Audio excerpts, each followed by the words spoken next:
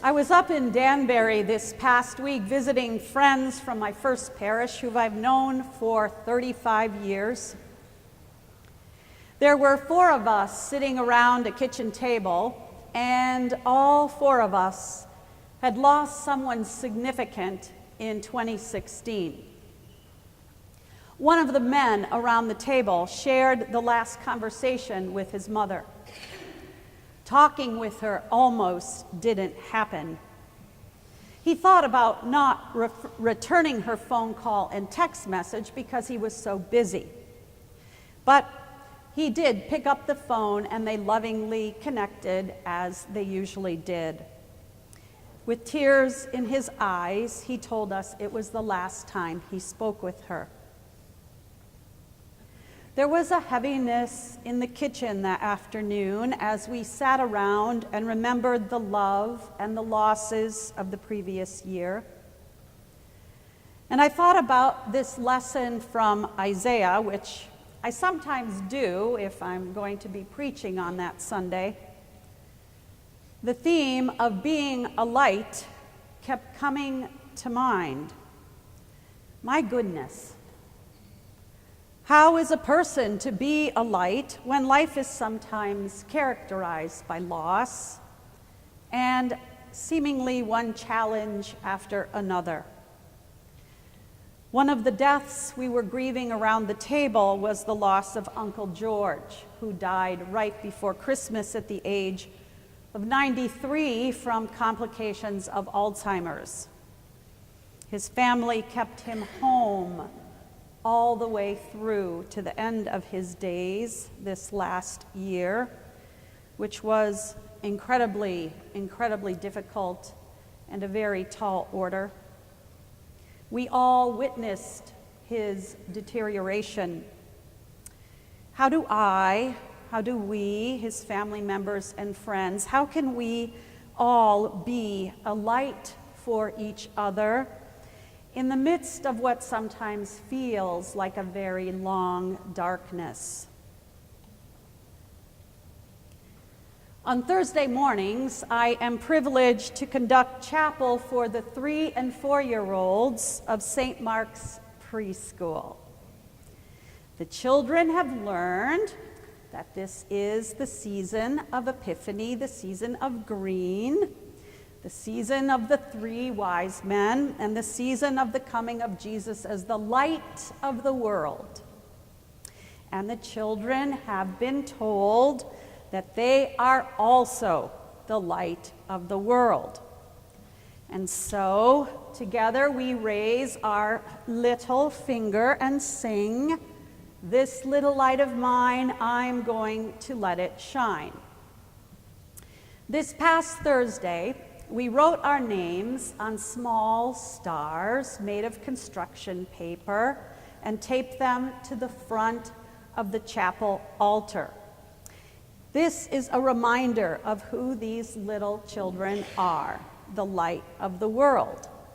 Allie, you are the light of the world. Nicholas, Sasha, and Henry, you are the light of the world.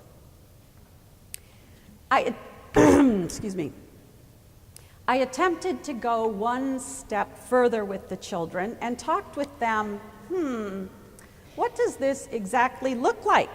If you are the light of the world during the day, at home or here at preschool, they didn't quite get it.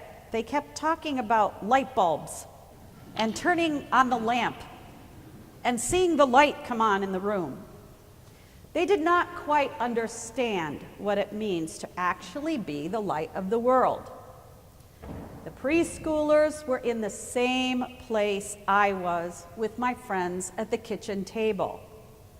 I don't always know how to be a light for those around me, and like the 3- and 4-year-olds, I don't always get it either. Maybe like the beautiful children of our preschool, it's not important right now that they or I understand how to be the light, as much as it is to really understand that this is my true identity. The kids get this. Jesus is the light, I am the light. And I am going to let that light shine, even if I don't know exactly what that means just yet. Everywhere I go, I'm going to let it shine, as one of the verses of this song proclaims. This is really important for us all to remember, to embrace, and firmly believe that we are the light of Christ, the light in the world. Even if we don't always know what that's going to look like concretely day to day, or when the world around us appears to be in darkness. Believing it with our whole hearts is the first step to being open to this truth, to be open to God using us as the light, working through us, showing us how. The prophet Isaiah puts it this way in our first lesson. I give you as a light to the nations, that my salvation may reach to the end of the earth. When we, the people of God, believe that we are the light to the nations, collectively, not only as individuals, but collectively, we come together to do amazing things. When we believe that we are the light of the world, just as Jesus is, beautiful things happen. Like our Mayfair celebration. Thousands and thousands of dollars are raised to go out from this parish, out to the world to be a light. It's amazing. And I have seen it once again here at St. Mark's in the past few months with our most recent outreach endeavor, Hands and Feet. Hands and Feet builds on the wonderful outreach understanding that we are collectively a light to the world around us. Hands and Feet has 4 initiatives that are currently being organized, researched, and incubated around the following issues. Number 1, raising awareness around the needs of the church in Jerusalem. 2, providing opportunities for us to be a working presence with the special needs population of all ages here in New Canaan. 3, investigating whether there is a need for laundry facilities for the unsheltered homeless in our area. And finally, work has begun with regard to sponsoring a refugee family for resettlement in this area. In all 4 of these Hands and Feet initiatives, we don't necessarily know the far-reaching ramifications and details of what this work will look like. We don't know everything about what it will mean to be the light of the world, just like the 3- and 4-year-olds, and just like me as I sat around the kitchen table with my friends.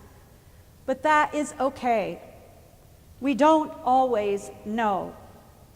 What is important to remember is who we are, a light.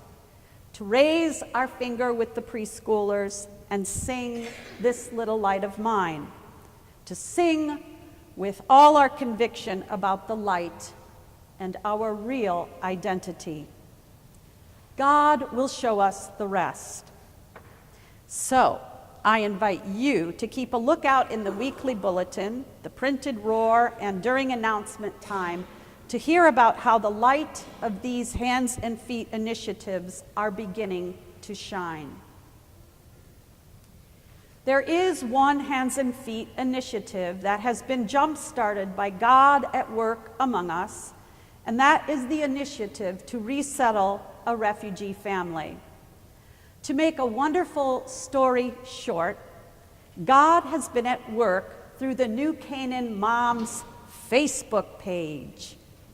Not only have some of our Hands and Feet members felt a passion for doing the work of refugee resettlement, but also a large group of these mothers. And so with the blessing of the vestry, we are partnering together with this group of mothers and their supporters to do the work of welcoming a new refugee family to this area. We are doing this work through IRIS, Integrated Refugee and Immigration Services, formerly an organization of the Episcopal Church in Connecticut. Families go through a 2-year vetting process with IRIS, and those who wish to sponsor them apply for the privilege of welcoming them to our shores. Next Sunday, the director of IRIS will be with us to speak more about this timely, wonderful opportunity to be a light to all nations, to be an instrument of God's salvation, which reaches to the end of the earth, as Isaiah put it. This weekend, we remember another great light, another prophet who brought good news to the world, the Reverend Dr. Martin Luther King, Jr. His light was one that sought to end the darkness of racial segregation and injustice. His prophetic voice, his light, calls us still to do the same. On behalf of those in our time who suffer from the yoke of any kind of oppression, we affirm with conviction that we are the light of Christ, and we are here for you, whoever you might be. We may not know what that means exactly or what that will look like, but we want to live out our identity as the light, just like the preschoolers, just like the ones who were brought to the baptismal font last week, just like Dr. King and the prophet Isaiah, and just like Jesus. Amen.